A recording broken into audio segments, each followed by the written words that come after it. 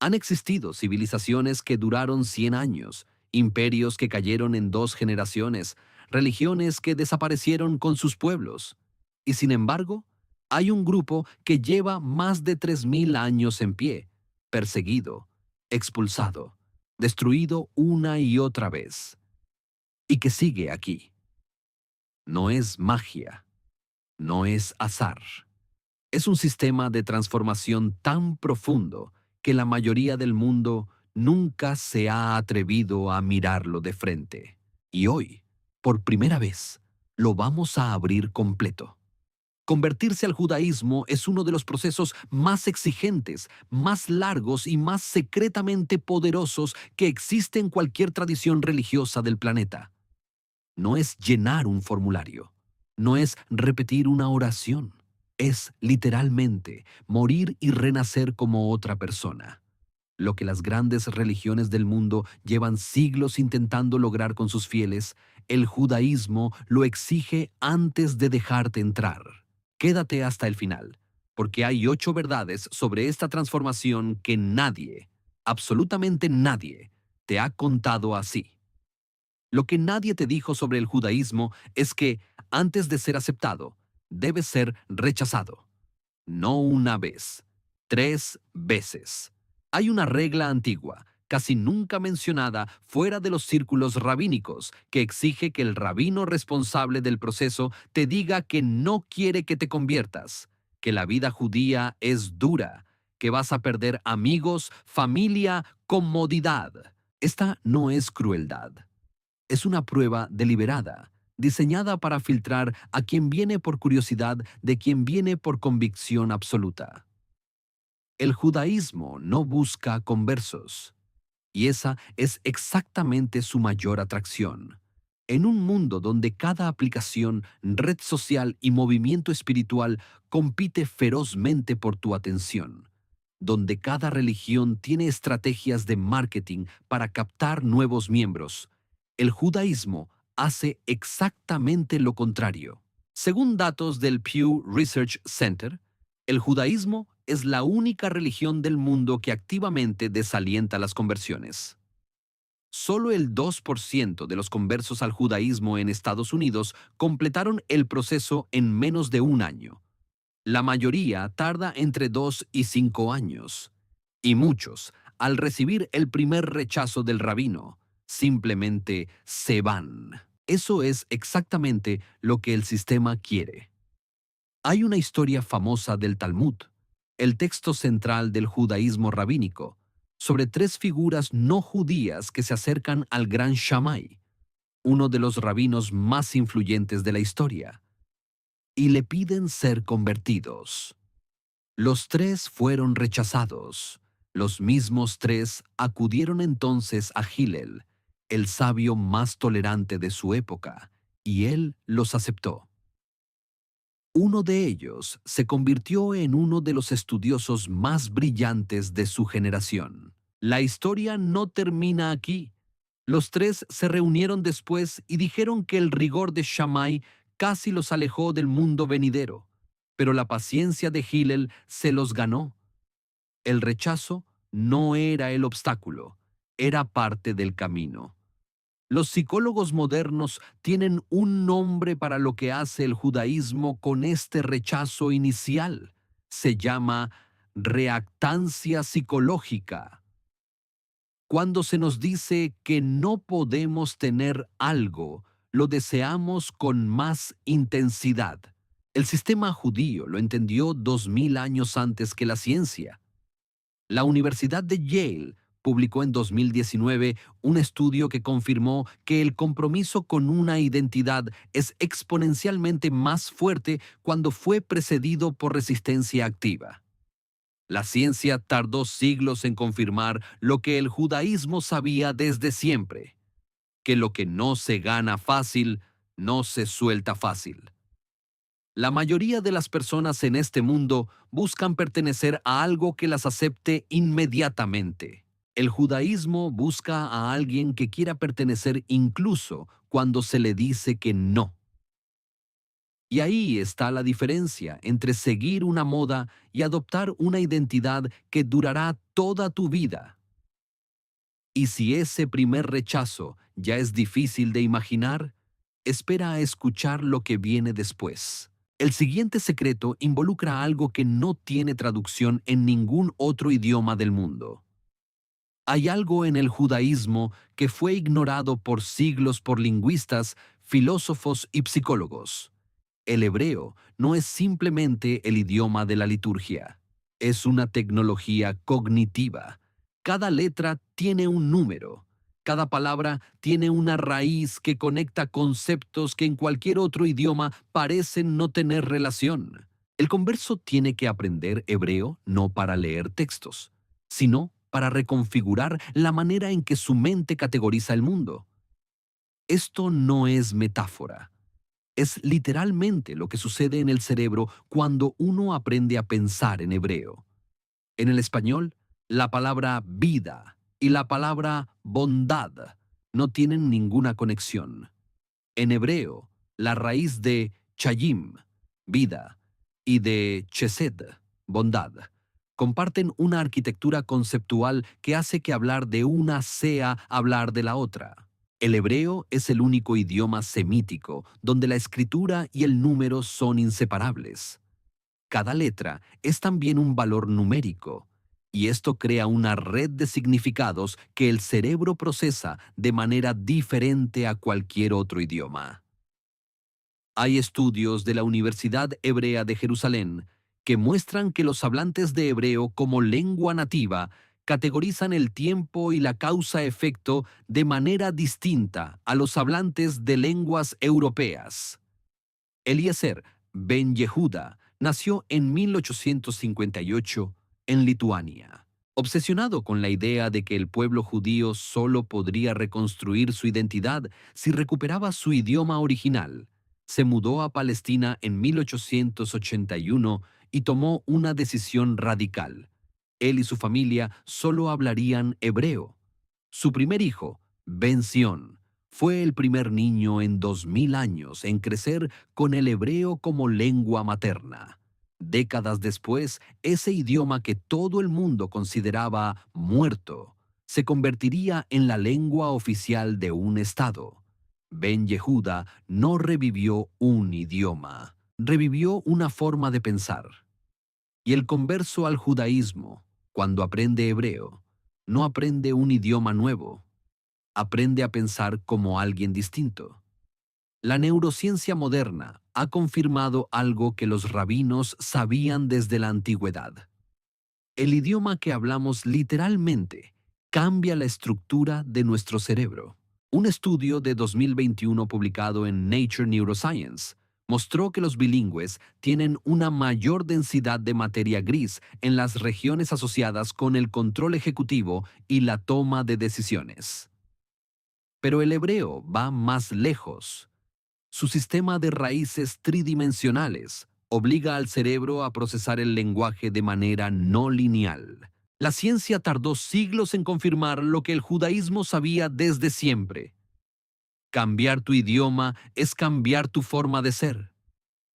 Cuando un converso aprende hebreo, no está estudiando gramática. Está instalando un nuevo sistema operativo en su mente. Y una vez que ese sistema está activo, ya no hay forma de pensar exactamente como antes. Pero aprender el idioma es solo el primer paso, porque después viene algo que mucha gente no sabe que existe: un tribunal. Y lo que pasa frente a ese tribunal puede determinar si eres judío para siempre o no. Lo que nadie te dijo sobre la conversión al judaísmo es que hay un momento, un único momento, donde todo lo que aprendiste, todo lo que cambiaste, toda la vida que reconstruiste puede ser aceptada o rechazada por tres hombres sentados frente a ti. Se llama el Beit Din, el tribunal rabínico. No es un examen académico, no es una entrevista de trabajo. Es algo que se parece más a un juicio donde el veredicto no solo afecta tu estatus legal ante la ley judía, afecta el estatus de tus hijos. los hijos de tus hijos y cualquier miembro de tu familia que nazca después de ti. En el mundo moderno, la identidad es fluida. Puedes declararte de una nacionalidad, cambiar de religión con un clic, identificarte con una cultura sin nacer en ella. El judaísmo ortodoxo no funciona así. Según la halajá, la ley judía, solo hay dos maneras de ser judío: nacer de madre judía o ser aceptado por un Beit Din reconocido. Una conversión hecha por un rabino que no pertenece a una autoridad reconocida puede ser declarada inválida décadas después. En Israel, esto tiene consecuencias legales concretas. Hay personas que llegaron como inmigrantes judíos, vivieron toda su vida como judíos y cuya judeidad fue cuestionada porque el tribunal que los convirtió no tenía la autoridad correcta. En 2008, el Tribunal Rabínico Supremo de Israel anuló retroactivamente miles de conversiones realizadas por un rabino de Ohio llamado Chaim Druckmann. Las personas afectadas habían vivido durante años, algunas décadas, como judíos reconocidos, casados con judíos, con hijos criados en la fe. De un día para otro, su estatus fue cuestionado. El caso generó una crisis política y religiosa que llegó hasta el Parlamento israelí. No se trataba de mala fe, se trataba de un conflicto de autoridad. Y en el judaísmo, la autoridad sobre quién es judío es quizás la pregunta más políticamente cargada que existe. Los sociólogos del derecho llaman a esto legitimidad institucional.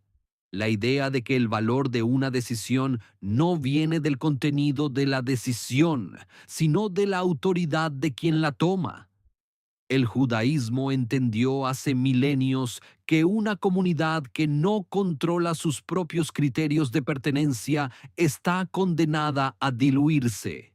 Harvard Law School publicó en 2017 un análisis comparativo de sistemas de membresía religiosa que concluyó que las comunidades con criterios de ingreso más rigurosos tienen tasas de continuidad intergeneracional significativamente más altas. La ciencia tardó siglos en confirmar lo que el judaísmo sabía desde siempre: que la pertenencia que cuesta algo se valora más que la que se regala. Pararte frente al Beit Din no es responder preguntas, es mostrar en ese instante que ya eres la persona en la que te convertiste durante años de preparación. Y si tienes que actuar para pasar la prueba, probablemente no estés listo todavía. Superado el tribunal, viene uno de los momentos más misteriosos y menos comprendidos de todo el proceso. Y tiene que ver con agua, con inmersión, con algo que el mundo ha imitado sin entender su profundidad original. Hay algo en el judaísmo que fue mal copiado, mal entendido y mal explicado por casi todas las tradiciones religiosas que vinieron después: el ritual de purificación por inmersión en agua viva. La migbe no es un baño, no es un símbolo. Es, según la ley judía, el acto físico por el cual una persona literalmente deja de existir como la persona que era y emerge como alguien nuevo. Las palabras que se usan en los textos rabínicos para describir este momento son las mismas que se usan para describir el nacimiento. No es casualidad. Para el judaísmo, la conversión es un segundo nacimiento y la mikve es el útero donde ocurre. El bautismo cristiano, que es directamente derivado de la práctica de la mikve, está en casi todas las iglesias del mundo, pero fue simplificado hasta el punto de convertirse en un gesto simbólico. En la mikve ortodoxa, el agua debe ser de origen natural. Lluvia, manantial, río, no puede ser agua de grifo. Las dimensiones del depósito están codificadas en el Talmud con una precisión casi arquitectónica. y el cuerpo debe estar completamente limpio antes de entrar, porque la migbe no limpia el cuerpo. La migbe transforma el alma y no puede hacerlo si hay algo interpuesto entre el agua y la piel. Durante las excavaciones de Masada, la fortaleza donde casi 1000 judíos eligieron morir antes que someterse a Roma en el año 73, los arqueólogos encontraron algo que los dejó en silencio. En la roca, construidas con una precisión que desafiaba las condiciones del sitio, había 2 mikvaot perfectamente conservadas. Personas que sabían que iban a morir en días siguieron cumpliendo con el ritual de purificación, no como acto desesperado, como acto de identidad. Eso es lo que la migbe significa, que incluso frente a la muerte, lo que eres es más importante que lo que te pasa. Los psicólogos del comportamiento tienen un término para lo que hace la migbe en la mente del converso: marcador de transición ritual. Los estudios sobre neurociencia del ritual, incluyendo investigaciones de la Universidad de Oxford, muestran que los rituales físicos que involucran el cuerpo completo activan regiones del cerebro asociadas con la reconstrucción de la identidad personal de una manera que los rituales puramente verbales no logran.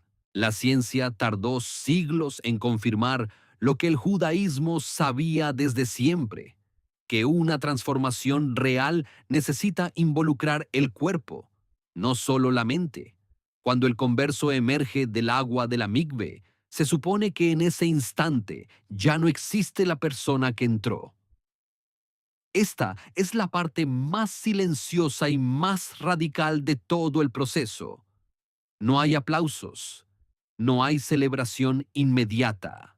Hay un momento de silencio absoluto, donde te das cuenta de que tienes que aprender quién eres ahora. Y para los hombres, esa transformación tiene un paso adicional que va más lejos que cualquier ritual que hayas visto en tu vida. Un paso que es permanente, un paso que no tiene marcha atrás. Lo que nadie te dijo sobre el pacto de Abraham con Dios es que, a diferencia de casi todos los pactos religiosos del mundo, este está escrito directamente en el cuerpo. El Brit Milá, la circuncisión, no es un rito cultural ni una práctica de higiene, aunque hay gente que lo reduce a eso. Es, según el judaísmo, el sello físico de la alianza entre el pueblo judío y lo divino. Para el converso adulto masculino, esto significa que el proceso de transformación no termina con el aprendizaje, no termina con el tribunal, no termina con el agua. Termina con algo que no se puede deshacer. Y eso, para el judaísmo, es exactamente el punto. En el mundo moderno, los compromisos tienden a ser reversibles. Los contratos se pueden romper, los matrimonios se disuelven, las membresías se cancelan. El judaísmo construyó intencionalmente un pacto que el cuerpo no puede ignorar. La circuncisión existe en muchas culturas, pero en ninguna tiene el peso teológico que tiene en el judaísmo. Es el único mandamiento que Dios le dio a Abraham antes de darle la Torá, antes del Shabbat, antes de Yom Kippur. Antes de todo, la irreversibilidad no es un defecto del ritual, es su característica más importante. Hay un episodio documentado en los libros de los Macabeos, textos del siglo II antes de la era común, que muestra hasta dónde llegaron algunos judíos para ocultar su circuncisión durante la persecución griega del rey Antíoco. Bajo riesgo de muerte, algunos intentaron someterse a una dolorosa cirugía inversa, no para abandonar el judaísmo, para poder sobrevivir mientras seguían siendo judíos en secreto. Mientras tanto, los libros registran que madres que circuncidaron a sus hijos fueron ejecutadas con los bebés colgados al cuello.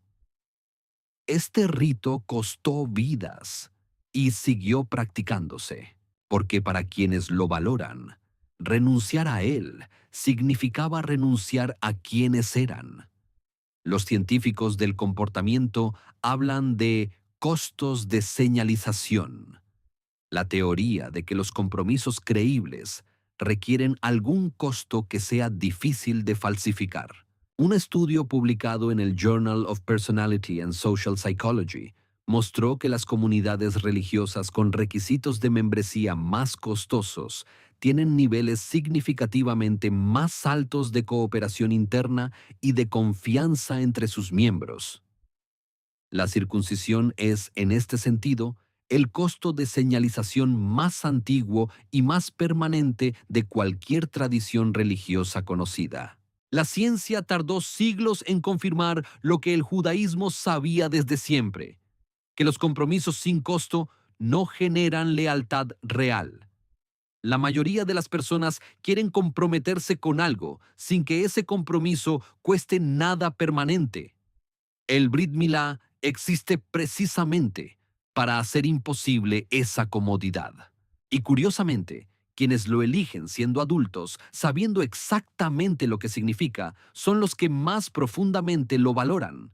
Ahora bien, todo esto, el rechazo, el idioma, el tribunal, el agua, el pacto, ocurre dentro de un periodo que puede durar años. Y ese periodo tiene un precio que pocos están preparados para pagar. El siguiente secreto es el que más gente abandona a la mitad. Lo que nadie te dijo sobre el proceso de conversión es que no dura meses, dura años. Y durante esos años, el candidato a converso vive en un estado que no tiene nombre en ningún otro idioma. Es judío en formación, pero todavía no es judío. Cumple con el Shabbat, pero no cuenta para el minyan, el quórum de 10 personas necesario para la oración colectiva. Estudia Torá, pero no puede hacer ciertas lecturas en voz alta en la sinagoga. Sigue las leyes de alimentación kosher, pero en muchas comunidades no puede comer en la mesa familiar de sus amigos judíos porque su estatus todavía no está resuelto. Es un limbo diseñado, y ese limbo tiene un propósito.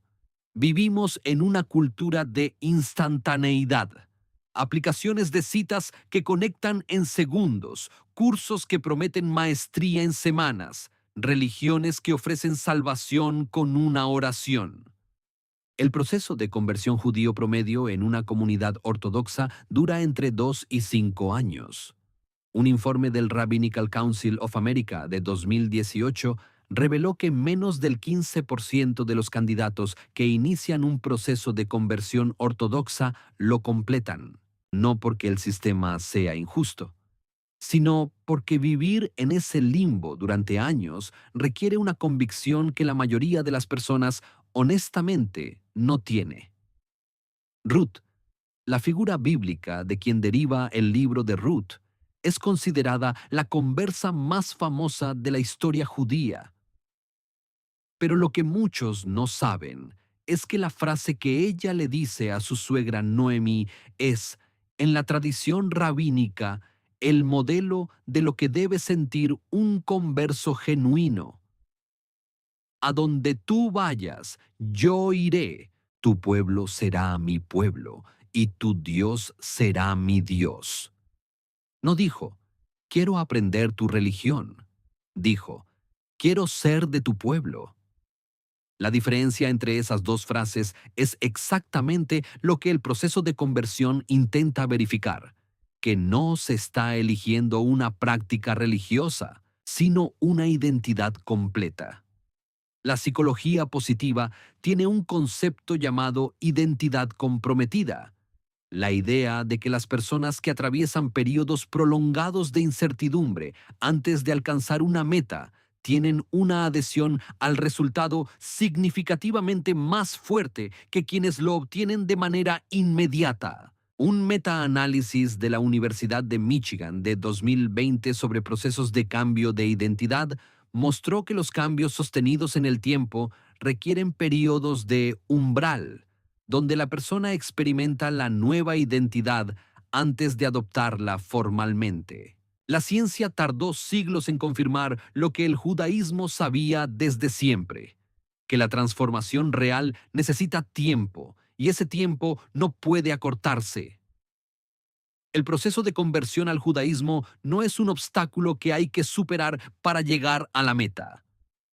El proceso es la meta y quien lo termina no es la misma persona que lo empezó. Esa es exactamente la idea. Y cuando ese proceso finalmente termina, hay un momento que muy poca gente conoce. El momento en que recibes un nombre nuevo. Porque el judaísmo sabe algo que la psicología moderna tardó siglos en entender, que cambiar quién eres requiere cambiar cómo te llamas. Hay algo en el judaísmo que fue incomprendido por casi todas las culturas que lo observaron desde afuera. La idea de que el nombre no es una etiqueta, es una identidad. Cuando alguien se convierte al judaísmo, recibe un nombre hebreo. No es un nombre ceremonial que se usa solo en la sinagoga. Es el nombre con el que existirá en los registros de la ley judía para siempre. Y hay más. El converso no tiene padre ni madre judíos en la genealogía. Su nombre hebreo en los documentos religiosos incluirá las palabras Ben Abram Avinu o Bat Sara Imenu, hijo o hija de Abraham, nuestro padre, de Sara, nuestra madre. En ese momento, el converso es adoptado retroactivamente por los ancestros del pueblo judío. En la mayoría de las culturas del mundo, el nombre es un accidente biográfico. Te lo pusieron cuando naciste y lo llevas porque es el tuyo, sin mayor reflexión. En el judaísmo, el nombre tiene peso ontológico. Los textos cabalísticos afirman que el nombre de una persona contiene la esencia de su alma. Esto explica por qué en situaciones de enfermedad grave, los rabinos a veces añaden un nombre extra a la persona enferma. La idea es que cambiar el nombre puede cambiar el destino. No es superstición, es la aplicación práctica de una filosofía que ve el lenguaje no como descripción de la realidad, sino como constitutivo de ella. Abraham mismo, el patriarca fundador del pueblo judío, no nació con ese nombre. Se llamaba Abram. Dios le cambió el nombre cuando estableció el pacto con él. El cambio de Abram a Abraham no era cosmético, marcaba el inicio de una nueva etapa de su existencia, una nueva misión, una nueva identidad. La adición de la letra Hey, que en la tradición cabalística representa el nombre divino, fue literalmente la señal de que ya no era el mismo hombre. Los conversos al judaísmo son herederos directos de esa misma tradición. Su nuevo nombre no celebra quiénes fueron, anuncia quiénes son ahora. La psicolingüística moderna ha documentado el fenómeno conocido como identidad nominal. Los estudios muestran que el nombre con el que nos referimos a nosotros mismos en situaciones de reflexión interna influye activamente en nuestra autoimagen y en las decisiones que tomamos. Un estudio de 2022 de la Universidad de Stanford mostró que personas que adoptaron nuevos nombres como parte de procesos de cambio de vida significativos reportaban niveles más altos de consistencia entre sus valores declarados y su comportamiento real. La ciencia tardó siglos en confirmar lo que el judaísmo sabía desde siempre, que cómo te llamas es parte de quién eres. Cuando el converso recibe su nombre hebreo, hay algo que ocurre en silencio que nadie explica. Ya no puede referirse a sí mismo en los documentos religiosos usando su nombre anterior. La persona que era, con esa historia, esa familia, esas raíces, quedó formalmente atrás. No desaparece, pero ya no define. Y llegamos al último secreto, el más incómodo, el que menos se menciona y el que Honestamente, es la razón por la que la mayoría de la gente que empieza este proceso nunca llega al final. Lo que nadie te dijo sobre convertirse al judaísmo es que el precio real no se paga en el momento de la conversión. Se paga cada semana, cada año, cada vez que tu familia come cerdo en Navidad y tú no puedes. Cada vez que tu mejor amigo se casa el sábado y tú tienes que elegir entre asistir o guardar el Shabbat. Cada vez que alguien te pregunta tu apellido y espera una explicación que no encaja con ninguna caja preexistente. La conversión al judaísmo no es un evento, es una elección que se renueva cada día para el resto de tu vida. Y el precio de esa elección es, fundamentalmente, la comodidad de pertenecer sin cuestionamiento. Hay una estadística que muy pocos conocen. Según estudios del Jewish People Policy Institute, la tasa de abandono silencioso entre conversos al judaísmo en la primera generación se estima entre el 20 y el 30% dentro de los primeros 10 años. No porque se arrepientan de la conversión, sino porque la presión social, el aislamiento cultural y la dificultad de mantener un estilo de vida radicalmente diferente al de su entorno termina siendo más pesada de lo que anticiparon. El proceso de conversión puede prepararte para los rituales. No puede prepararte completamente para el costo social de ser permanentemente diferente. Marilyn Monroe se convirtió al judaísmo en 1956 cuando se casó con Arthur Miller. Lo que muy poca gente sabe es que su conversión fue guiada por el rabino Robert Goldberg y que, según personas cercanas a ella, fue uno de los pocos compromisos de su vida adulta que tomó con completa seriedad.